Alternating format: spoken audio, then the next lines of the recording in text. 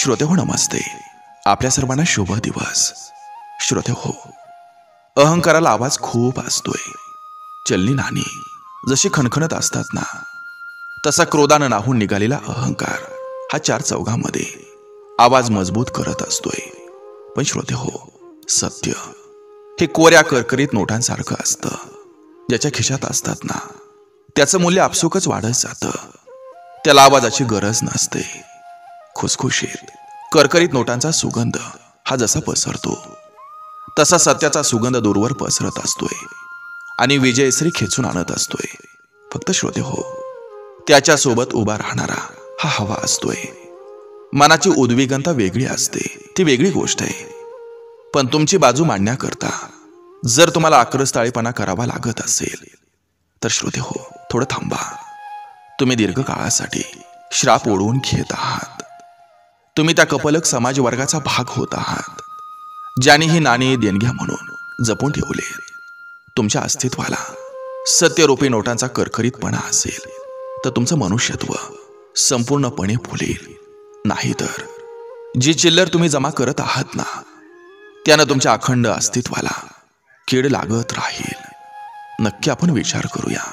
चला, आजही आपल्यासाठी सुंदर विचारांची ही शिदोरी, ही मालिका अशीच पुढे घेऊन आलोय. चला करूया सुरुवात सुंदर विचारांना, सुंदर सुविचारांना. एखाद्या व्यक्तीला नाही समजून घेता आलं तरी ठीक आहे, नका घेऊ. पण त्या व्यक्तीबद्दल गैरसमज मनात ठेवून दुसऱ्या कोणाला उलट सुलट सांगत फिरू नका. प्रेम म्हणजे थोडीशी आग मिळाल्यावर ओतू जाणारं दूध नसतं, तर वास्तवाच्या चटक्याने भाजून निघाल्यावर ही टम फुगणारी ती भाकरी असते.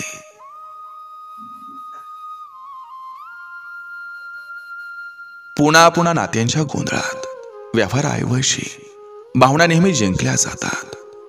फायदा काय, तर नात्यांना महत्व देणारा देश जाणार, पुन्हा पुन्हा देश जाणार, पण समोरच्याला त्याचं मोल नसणार. व्यावहारिक वागता आलं असतं तर मनाचा गोंधळ झालाच नसता. दुसऱ्याला मूर्खात काढून स्वतःला शहाणं कधी समजायचं नसतं. कारण कधी वजीर काय चाल खेळून जाईल हे राजालाही कळत नसतं. एक वेळ डोकं खाणारे चालतील, पण भाव खाणाऱ्यांना आयुष्यातून लांब ठेवा, मग ते कोणीही असो. दुसऱ्याला नावं ठेवणारी व्यक्ती त्याला बदनाम करू शकेल, पण त्यातून तो स्वतःला चांगलंय हे सिद्ध करू शकत नसतो.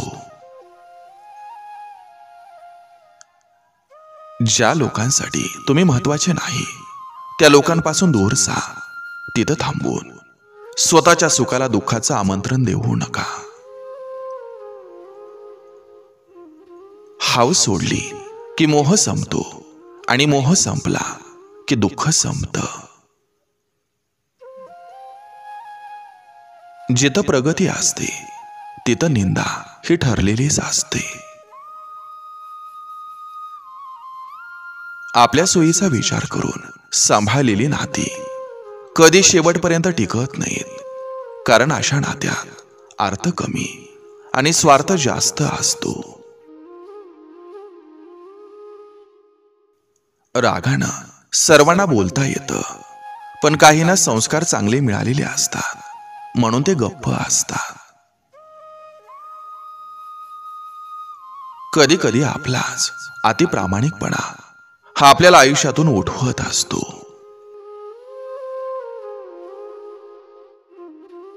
सामान्य माणसाला काही समजत नाही असाही गैरसमज असतो, पण सगळं समजत असूनही आपल्याला काही समजत नाही हे दाखवणं हा त्याचा शहाणपणा असतो. कधी कोणाला कशाचा राग येईल हे सांगता नाही येत, म्हणून बोलताना जरा विचार करूनच बोला. कारण कोणी कितीही जवळचा असला तरी परख करताना क्षणभर पण विचार करत नाही.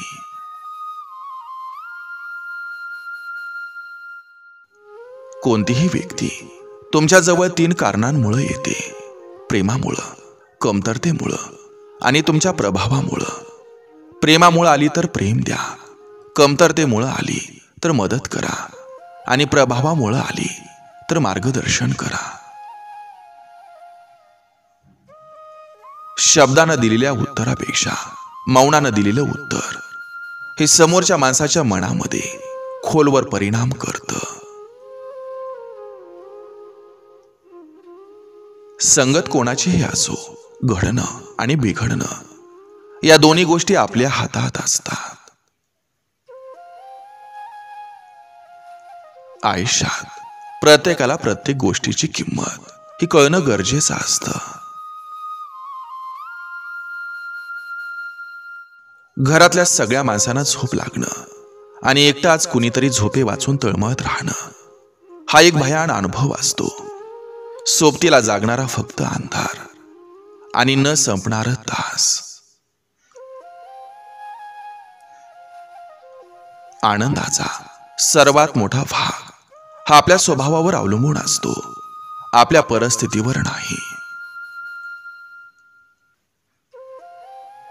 भावना खऱ्या असल्या की राग जेवढ्या लवकर येतो तेवढ्याच लवकर तो निघून जातो. विचार भलेही नवीन ठेवा, परंतु संस्कार हे जुनेच ठेवा.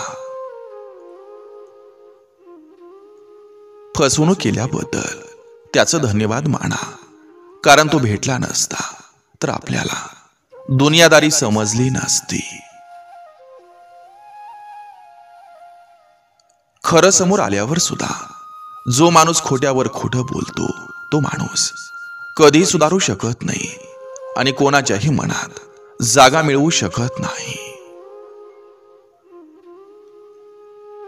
प्रत्येक जण ज्याच्या त्याच्या आवडीनुसार निवडीनुसार जगत असतो.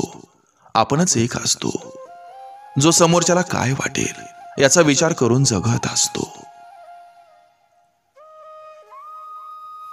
जसा श्वास शरीराला जिवंत ठेवतो तसा विश्वास हा नात्याला जिवंत ठेवतो.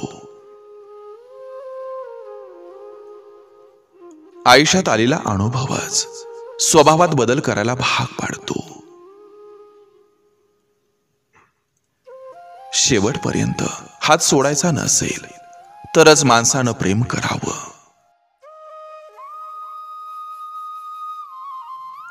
आयुष्य किती बिकट असू द्या, स्वाभिमानी माणसं स्वतः कष्ट करून जगतील, पण कोणाकडे भीक मागत नाहीत.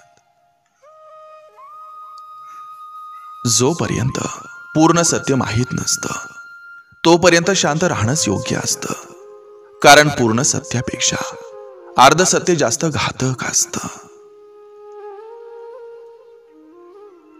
वर्तमान काळ हा बोलायचा नसतो तर तो जगायचा असतो.